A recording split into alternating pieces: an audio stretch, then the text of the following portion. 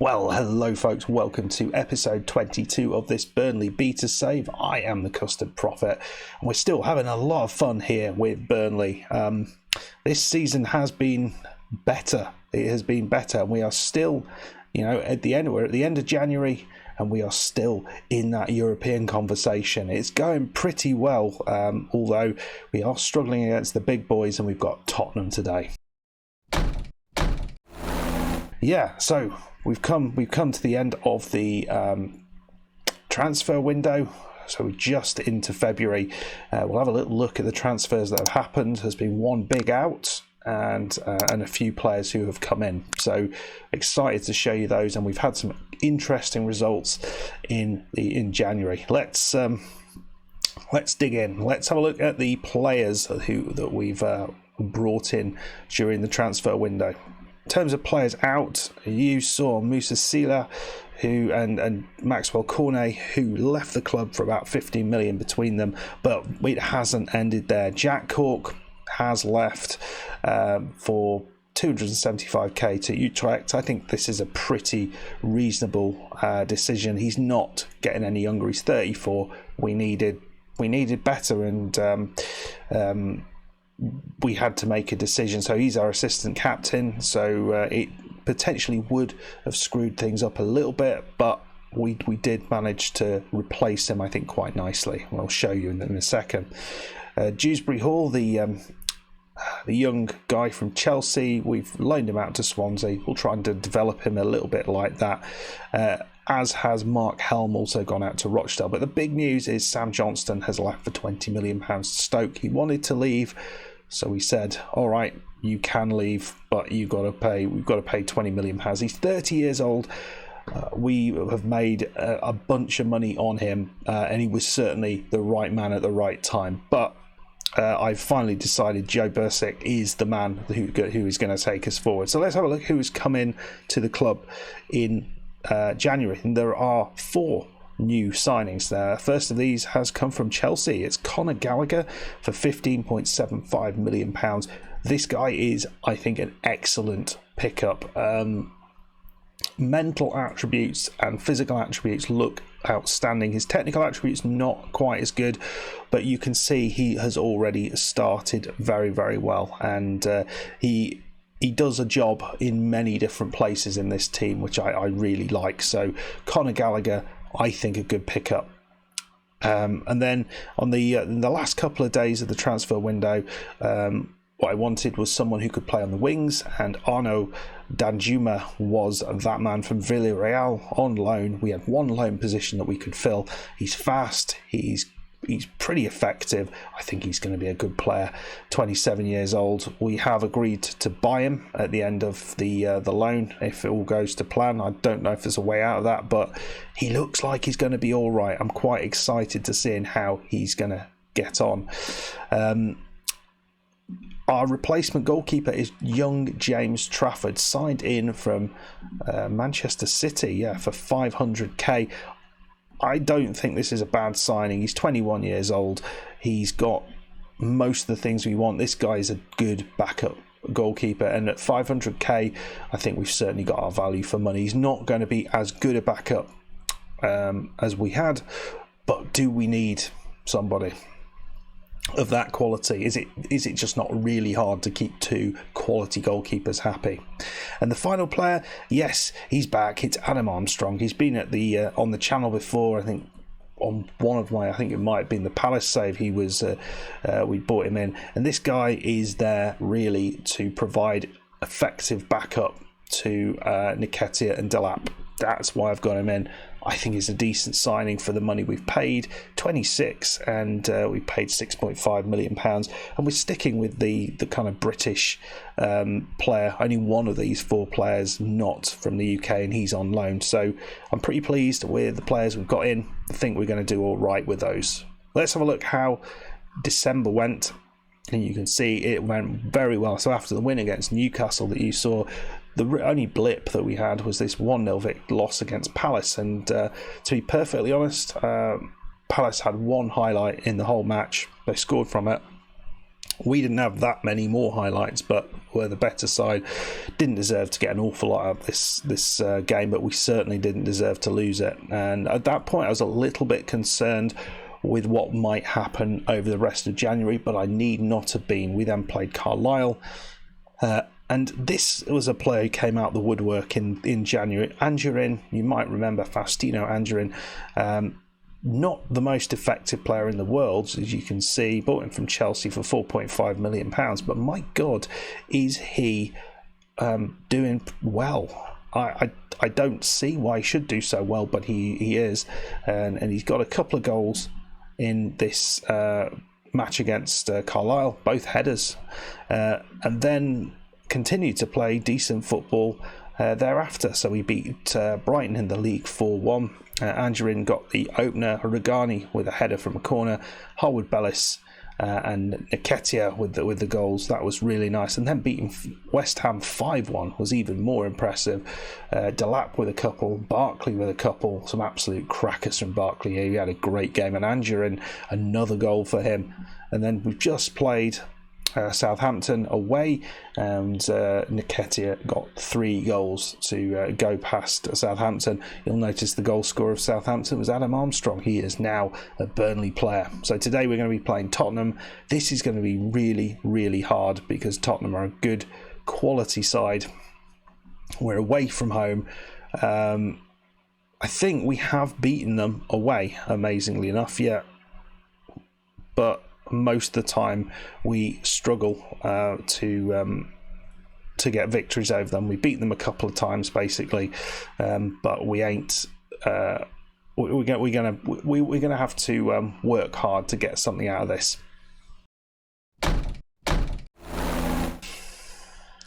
Right, you can see this is where we are in the league. We're currently just sitting 1 point behind Tottenham in 8th place. Arsenal are 1 point ahead of us as well.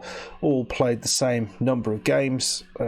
Arsenal just drew away with Chelsea, which is a decent result for them. But we are considerably ahead of Leicester, who are in 9th place, and we want to kind of continue that. Leicester lost to Wolves, so it'd be kind of nice to push ourselves back into this European contingency. It's going to be hard looking at the teams in there. I mean, all the teams you'd expect, with the exception of Villa. And Villa have had a little bit of a tricky transfer window. They've lost a couple of their big players. So it'll be interesting to see how they recover in the second half of the season. But we are desperate here to get something against Tottenham. I think this is going to be really hard and probably quite unlikely, but it'd be nice to sort of see what we can do against Tottenham. Playing quite well at the minute, but that's against the teams that are down in the bottom half. Right then, folks, here we go.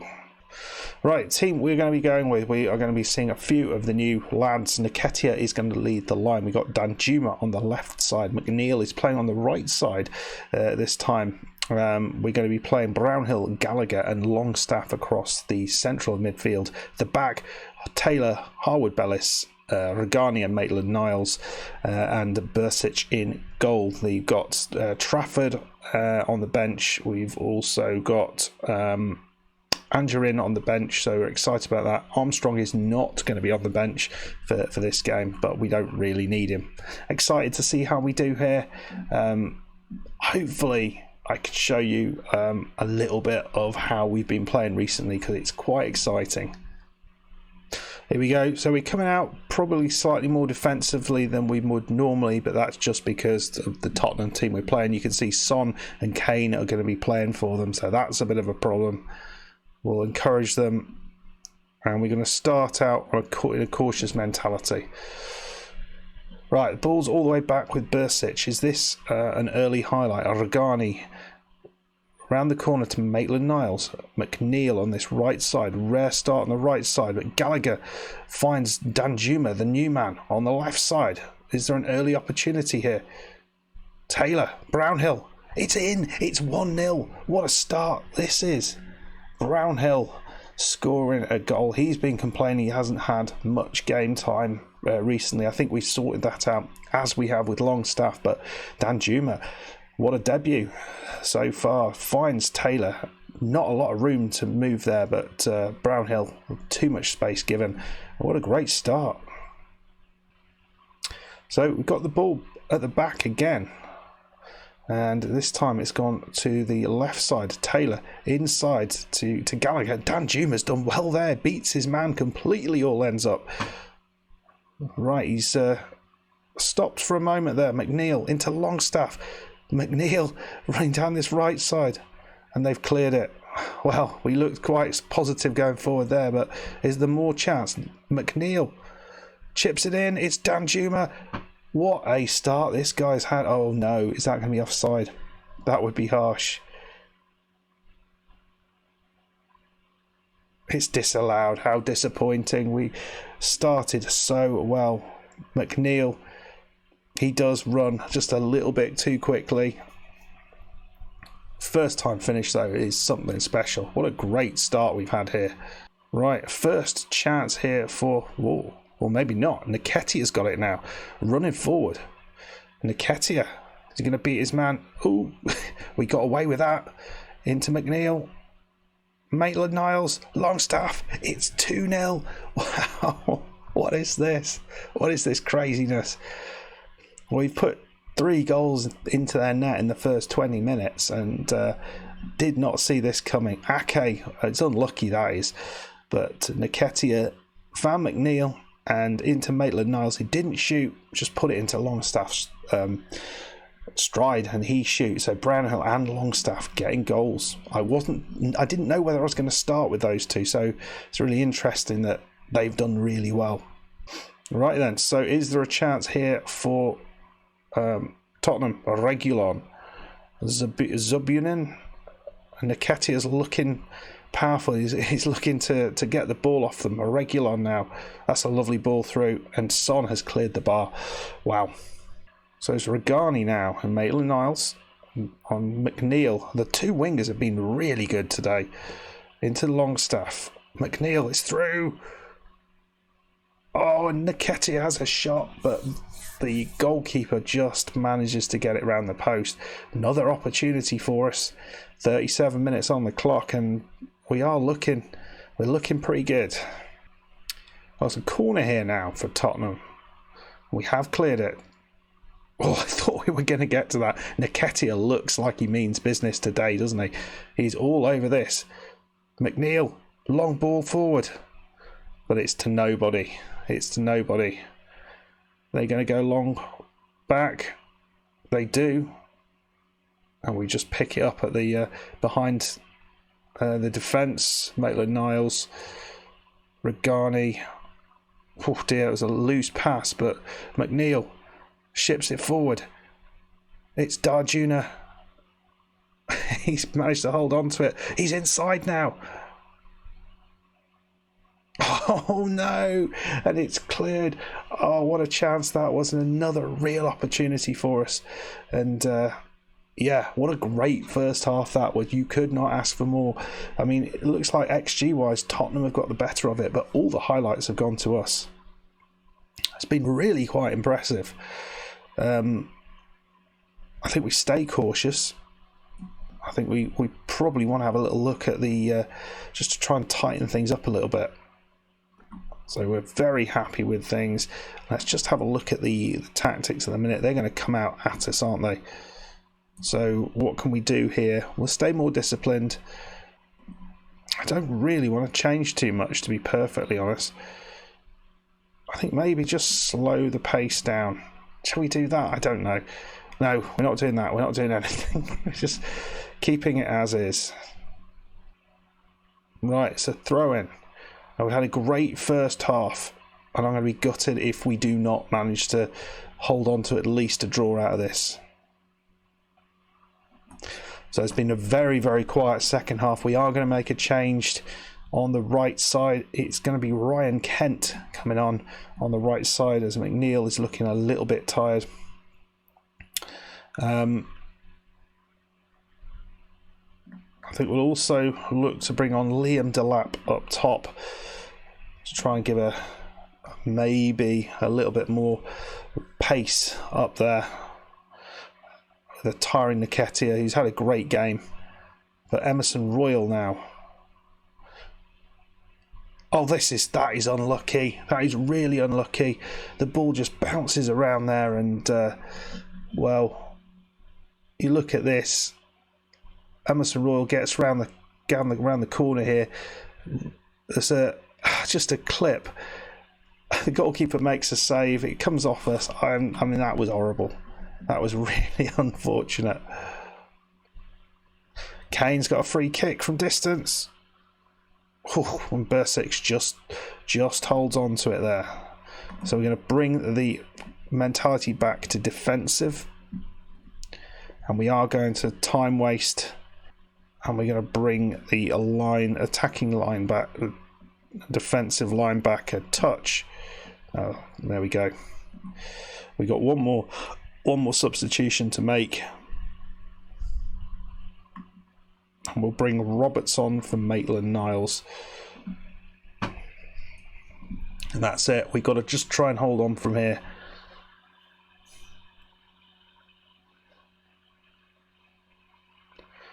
Can we hold on for a win, which would be huge? But you can see we are struggling hugely. Son's through. And he has scored, but is that going to be offside? Is that going to be offside? No, it's not. It didn't even get looked at. Yeah, well, I don't think you needed to. And Son's done well there. 81 minutes on the clock. And here they come again. My God. And Ndombele. Oh, this is harsh. Cruel mistress this game is, isn't it? And here they come again. Sessegnon down the left side. Ball in. And in it is. Oh, Son scored. I think we have to come out, don't we? But we got no legs. We're going to throw Gallagher into that midfield role.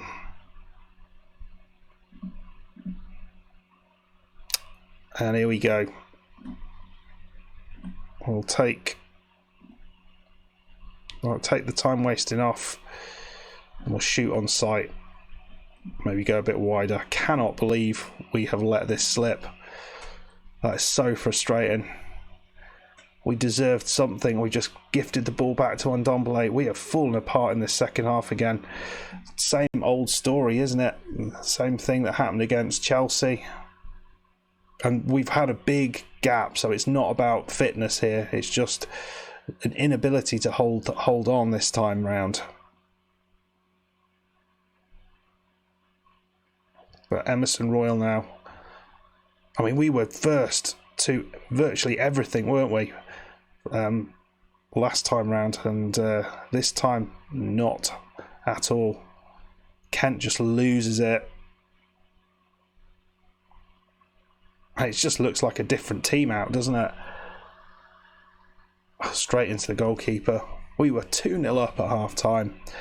That is just awful. Well, what can I say? We showed what we're all about, but you look at that. In fact, it's pretty much when I made the changes, almost immediately after making the changes, they just started to score goals and have many more chances. Maybe I should have held off a little bit longer, but the players were getting knackered. That's such a shame. We deserved something out of that match. I really felt we did. I mean, XG wise, you might have argued not, but that first half performance, we were very, very strong.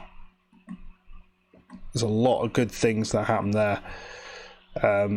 Let me know what your thoughts are on that. I mean, it's not ideal. We've let Tottenham get away from us. I'm not sure whether there's a chance to, depending on the winners of the cup, whether we potentially could get an 8th place European spot. I'm not sure about that. I think we want to make sure that we do a little bit better against Arsenal. But going 2-0 up like that and having a couple more chances and getting the ball in the back of the net another time and to lose in the last 20 minutes of the game is heartbreaking.